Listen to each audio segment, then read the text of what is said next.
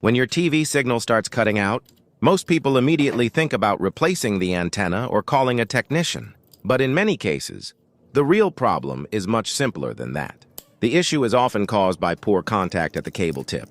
With a quick adjustment to the cable and making sure the connector is properly fitted, the signal comes back instantly.